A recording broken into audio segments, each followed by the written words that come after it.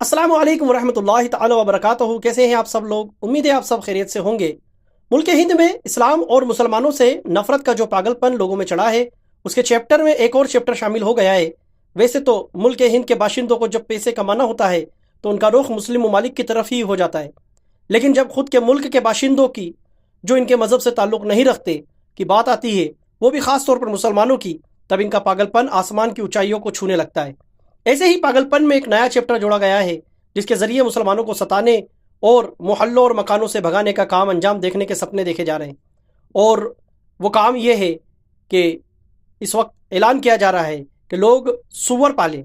जी हाँ, इस वक्त मुल्क हिंद के कुछ दिमागी बीमार लोग मुसलमानों को परेशान करने के लिए अपने घरों में सूअर पालने का काम अंजाम दे रहे हैं। हालांकि मुसलमानों को इससे कोई परेशानी नहीं है। आप अपने घर में क्या पालते हो, किसके साथ खाना खाते हो, किसको मुंह लगाते हो, यह आपकी चॉइस है। चूंकि मुसलमान पाकीज़गी को अहमियत देते हैं और मुसलमानों के यहाँ इस जानवर को नाजिस यानी नापाक मानते हैं, जो कि वो है भी, लिहाजा मुसलमान इस जानवर से दूरी ही बना कर रखते हैं। और हकीकत में भी अगर इस जानवर को हम साइंटिफिकली भी देखें तो ये इतने सारे पैथोजेंस का कैरियर होता है, जिसकी वजह से कई घातक बीमारियां हो सकती हैं। और उन घातक बीमारियों से ये अपनी फैमिली और अपने बच्चों और अपने बूढ़ों को भी खतरे में डालने से परहेज नहीं कर रहे हैं। नफरत में लोग इस कदर अंधे हो जाते हैं कि अपने घर के बच्चों की जानों की भी फिक्र नहीं करते, अपने बड़ों की, अपने बुजुर्गों की जानों की भी फिक्र नहीं कर रहे, और बस नफरत में आंधी आंधी में इस कदर गोते मार रहे हैं कि ये ऐसी चीज़ों को घर में लाकर इन्होंने बसाना शुरू कर दिया है, जो इनके बच्चों, इनकी औरतों, इनके बूढ़ों, बल्कि ख़ास तौर पर बुजुर्गों और बच्चों के लिए बहुत ही घातक हो सकता है। अगर हम सुअर की जो कैरियर होता है कई बीमारियों का, अगर हम उस पर नज़र डालें कि वो किस किस तरह की बीमारियों को कैरी कर सकता है, किस तरह के पैथोजेंस जो हैं उसके ज़रिए फैल सकते हैं, और कैसी बीमारियों के में आपके घर के परिवार के लोग जद में आ सकते हैं, अगर उस पर हम नज़र डालेंगे तो हमें पता लगेगा कि इस जानवर को घर में पालना, उसके साथ खाना खाना, उसको मुंह लगाना, उसको चूमना चाटना, ये बिल्कुल भी आपके स्वास्थ्य के लिए ठीक नहीं है। तो आइए पहले हम कुछ उन बीमारियों पर नज़र डालते हैं जिसका कैरियर, जिसके पैथोजेंस का कैरियर ये जानवर बन सकता है। सबसे पहले swine flu influenza. Swine flu influenza आमतौर पर टाइप ए इन्फ्लुएंजा वायरस होता है, से फैलता है। H1N1 और H3N2 टाइप के से फैलने वाले वायरस इन्फेक्शन है जो अपर रेस्पिरेटरी ट्रैक्ट को इन्फेक्ट करते हैं। आमतौर पर इसे स्वाइन फ्लू के नाम से भी जाना जाता है। अक्सर इस वायरल के लक्षण जो है वो आम सर्दी बुखार की तरह होते हैं, लेकिन इसकी वजह से वायरल निमोनिया होने का भी डर बना रहता है। इसके सिम्टम्स मरीज में बहुत ही मामूली होते हैं। लोग समझते हैं कि मामूली सर्दी जुकाम हुआ है, लेकिन वो स्वाइन फ्लू भी हो सकता है। जैसे आपको गले में खराश आना, नेज़ल सिक्रीशन, कफ, थ्रोट पेन, नेज़ल कंजेशन और बुखार भी हो सकता है। सही तरीके से अगर इसको सिम्टमेट ट्रीटमेंट ना मिले तो ये वायरल निमोनिया में भी कन्वर्ट हो सकता है, जो आपके लिए लाइफ थ्रेटनिंग भी हो सकता है। दूसरा, एक बहुत ही घातक जो वायरस होता है उसका भी एक कैरियर बन सकता है, और उस वायरस का नाम है निपाह वायरस, जिसको NIV भी कहा जाता है। जी हाँ, जिसका आपने अभी कुछ वक्त, हालिया कुछ साल पहले या कुछ वक्त पहले ही आपने सुना होगा कि साउथ में कुछ केस मिले थे हमारे यहाँ पर निपाह वायरस के, जिसके बाद जो है प्रशासन जो है काफ़ी सक्रिय मोड में आया था। ये एक बहुत ही घातक और जानलेवा बीमारी है जिसका अब तक कोई परफेक्ट इलाज भी हासिल नहीं हो सका है। इससे संक्रमित होने के बाद मरने वालों की दर 40 से लेकर 75% तक की है। ये अधिकतर चमगादड़ों और सुअरों से ही फैलता है। इन्फेक्टेड चमगादड़ों के खाए हुए फलों और सुअरों के मलमूत्र और संक्रमित सुअरों के कांटेक्ट में आने से भी ये फैल सकता है। शुरुआती इन्फेक्शन के जो सिम्टम्स होते हैं उसमें बुखार, मसल्स में पेन, वॉमिटिंग, गले में खराश और दर्द बना रहता है, और जब इन्फेक्शन बढ़ता है तो उस कंडीशन में सांस लेने में तकलीफ, वायरल निमोनिया और दिमाग में सूजन हो जाती है, जिसकी वजह से मरीज को दौरे पड़ने लगते हैं, यानी कि झटके आने लगते हैं। आगे जाकर मरीज कोमा में जा सकता है, और इसके इन्फेक्शन के क्योर भी अगर हो जाए मरीज, यानी कि अगर इसका इलाज भी हो जाए और मरीज ठीक भी हो जाए, तो मरीज में लॉन्ग टाइम सिम्टम्स देखने को मिलते हैं, जैसे कि पर्सनालिटी डिसऑर्डर और दौरे पड़ना, जैसे मिर्गी के जो लक्षण वगैरह आते हैं, इस तरह के भी लक्षण उस मरीज में लॉन्ग टाइम के लिए देखने को मिल सकते हैं। एक साल्मोनेलोसिस करके एक पैथोजन होता है, और वो सुअर के आंतों में पाया जाता है। ये भी इंसानों को जो है प्रभावित कर सकता है, और ये जानवर यानी कि सुअर जो है ये इसका कैरियर होता है। जो इंसानों को भी, याद रखिए कि जो साल्मोनेलोसिस है वो इंसानों को भी संक्रमित कर सकता है। इन्फेक्टेड जानवर के संपर्क में आने, उसके झूठे पानी, झूठे खाने, मल मूत्र के संपर्क में आने की वजह से इंसानों में इसका इन्फेक्शन देखने को मिलता है।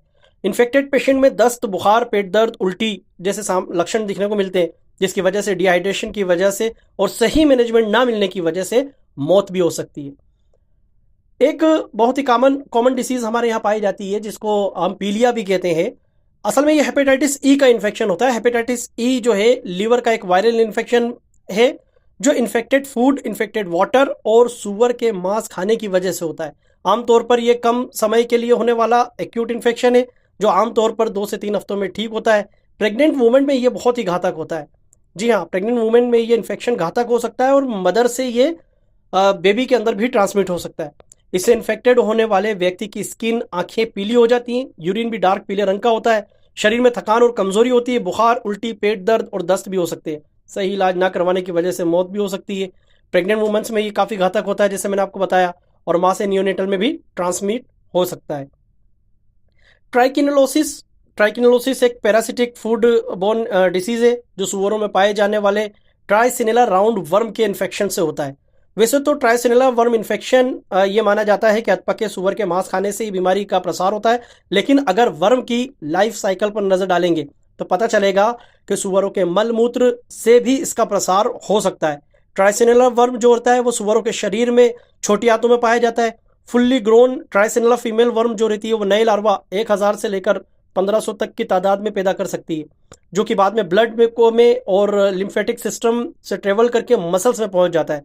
कुछ लार्वा मलमूत्र के जरिए बाहर निकल जाते हैं जिसके संपर्क में आने की वजह से इंसानों में भी इसका इन्फेक्शन हो जाता है और इन्फेक्टेड पिग मीट खाने से भी इस इंसान में पहुंच जाता है। ट्राइसिनेला वर्म से इन्फेक्टेड होने के बाद पेशेंट को शुरुआत में उल्टी, दस्त और पेट में दर्द होता है, लेकिन इन्फेक्शन के 1 से 2 हफ्ते के बाद मसल्स पेन, खुजली, तेज बुखार और आंखों के आसपास सूजन आ जाती है और सीवियर केस में ये लार्वा नर्वस सिस्टम और फेफड़ों में पहुंचकर गंभीर बीमारियां पैदा कर सकता है। एक अनुमान ये भी लगाया जाता है कि जो पार्किंसन जो डिसीज है वो अक्सर सुअर का गोश्त जो खाते हैं लोग उनमें अक्सर देखने को मिलती है, क्योंकि जो ये ट्राइसिनेला वर्म है ये जब ब्लड फ्लो में ट्रेवल करता है, लिम्फेटिक ड्रेन में ट्रेवल करता है, तो ये ब्रेन में जाकर वहां पर डेवलप होता है और पार्किंसंस को भी जो है पैदा कर सकता है। स्ट्रेप्टोकोकस सुइस एक प्रकार का बैक्टीरिया है जो आमतौर पर सुअरों में पाया जाता है, लेकिन यह बैक्टीरिया सुअरों से इंसानों में भी ट्रांसमिट हो सकता है। इस बीमारी का प्रसार सुअरों के बाड़ों में काम करने वाले, इसके मांस का व्यापार करने वाले और इसका मांस खाने वालों में आमतौर पर होता है। इस बात पर नजर रखिए, इस बात पर गौर करिए कि जो सुअर के बाड़ों में काम करने वाले, यानी कि जो लोग घर में सुअर पाल रहे हैं, उनके बाड़ों की साफ सफाई करते हैं, सुअरों की साफ सफाई करते हैं, वो भी स्ट्रेप्टोकोकस सुइस नाम की जो डिजीज है उससे इन्फेक्टेड हो सकते हैं। वे इंसानों में इसके इन्फेक्शन से मेनिंजाइटिस एक ऐसी खतरनाक बीमारी है जिससे दिमाग में सूजन, दिमाग की जो ग़िशा होती है, दिमाग के ऊपर जो ग़िशा होती है जिसको मेनिंजियस कहा जाता है, उसके ऊपर सूजन आ जाती है और उसकी वजह से झटके आ सकते हैं। झटके आने के साथ जो लोग मेडिकल फील्ड से ताल्लुक़ रखते हैं, डॉक्टर से या नर्सिंग से ताल्लुक़ रखते हैं, वो जानते हैं कि मेनिंजाइटिस एक बहुत ही ख़तरनाक बीमारी है। इससे अक्सर मौत हो सकती है। सेप्टिक शॉक हो सकता है, सेप्टिक शॉक में जाने के बाद इंसान मर सकता है और कई मामलों में परमानेंट हियरिंग लॉस भी हो सकता है। परमानेंट हियरिंग लॉस मतलब उसको सुनने की क्षमता उसकी पूरी तरह से ख़त्म हो सकती है।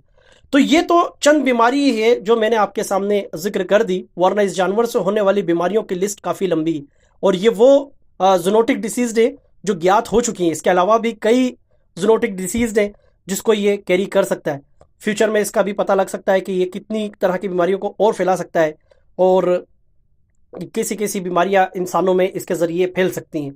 लेकिन नफ़रत की आंधी में अंधे हो चुके जो हमारे मुल्क के बाशिंदे हैं, जो एक पूरा तबका है, कुछ संगठन के लोग हैं, वो अपनी नफ़रत निकालने के लिए ऐसे ऐसे ऐलान कर रहे हैं कि अपने घरों में सुअर पालो, सुअर जो है वराह उतारे और उनकी धार्मिक भावनाओं का इस्तेमाल करके उन्हें उस तरफ धकेल रहे हैं जिसकी वजह से उनके घरों में उनके बुजुर्ग, उनके बच्चे अफेक्टेड हो सकते हैं, बीमार हो सकते हैं और ऐसी बीमारियों से बीमारी में ग्रसित हो सकते हैं जिनका इलाज भी जो है हो सकता है कि नामुमकिन हो। जैसे कि मैंने आपसे पहले भी इसका जिक्र किया कि जो जैसे निपा वायरस से इन्फेक्टेड होने के बाद उसका कोई परमानेंट इलाज नहीं है। अगर इससे ग्रसित हुए तो इसका इलाज नहीं हो सकता। इसी तरह से राउंड वर्म इन्फेक्शन जो इसकी वजह से होता है, उसकी वजह से जो ट्रेमर्स आ सकते हैं, झटके आ सकते हैं, मेनिंजाइटिस हो सकता है, और भी कई बीमारियां हो सकती है, जिसमें से सबसे खतरनाक जो सबसे वर्स्ट प्रॉब्लम होती है वो होती है पार्किंसंस। बिल्कुल, राउंड वर्म की वजह से पार्किंसंस हो सकता है। उस पार्किंसंस की वजह से परमानेंटली आपका नर्वस सिस्टम डैमेज हो सकता है। उसकी वजह वो इरिवर्सिबल है, वापस ठीक भी नहीं हो सकता है इंसान। परमानेंट हियरिंग लॉस हो सकता है। मेनिंजाइटिस की वजह से आप सेप्टिक शॉक में जा सकते हैं। लेकिन नफरत की आंधी में जो अंधे हो चुके हैं वो इस चीज़ को नहीं समझते। खैर, मुसलमानों को आपके इस काम से कोई फ़र्क नहीं पड़ने वाला। अगर आप सूअर पालना चाहते हैं पालें, ये आपकी खुशी है। आप अपनी फैमिली को बीमारी में धकेलना चाहते हैं आप धकेलें, इसमें आपके लिए आपका आपका ही नुकसान है। इसमें किसी को कोई फ़र्क नहीं पड़ता कि आप अपने घर में क्या कर रहे हैं। आप एक प्लेट में सूअर के साथ खाएं, सूअर को पप्पी करें, किस करें, जैसा कि आपने वीडियो में देखा। कुछ भी करें, इससे मुसलमानों को कोई फर्क नहीं पड़ने वाला। हाँ, आपकी फैमिली को जरूर फर्क पड़ सकता है, आपके बच्चों को फर्क पड़ सकता है, आपके बुजुर्गों को फर्क पड़ सकता है। याद रखें कि सूअर एक ऐसा जानवर है जो कई जूनोटिक डिसीज को कैरी कर सकता है। जूनोटिक डिसीज उनको कहते हैं जो जानवरों से इंसानों में फैलती है। जैसे कि कोविड हमारे पास आया था, अक्सर ये माना गया कि चमगादड़ में जो वायरस होते हैं, कोविड वायरस होते हैं, उसकी वो जो है परिंदों में भी होते हैं, चमगादड़ों में होते हैं, वो इंसानों में ट्रांसमिट हुआ है, ऐसा माना गया था। वो भी एक तरह की जूनोटिक डिसीज थी। ऐसी कई जूनोटिक डिसीज को जो है सूअर जो है कैरी कर सकता है और वो आप तक पहुंचा सकता है। फिर भी अगर आप इतने ज़्यादा अंधे हो चुके हैं कि ये सब जानने के बाद भी अगर आप सूअर पालना चाहते हैं, उसको अपने पास रखना चाहते हैं, उसे खाना चाहते हैं, उसके साथ खाना चाहते हैं, उसे चूमना चाहते हैं, आप शौक से करें। इससे मुसलमानों को तो कोई फ़र्क नहीं पड़ने वाला। वमा अलैना इल्लल बलाग। अस्सलामु अलैकुम वरहमतुल्लाहि ताला वबरकातुहू।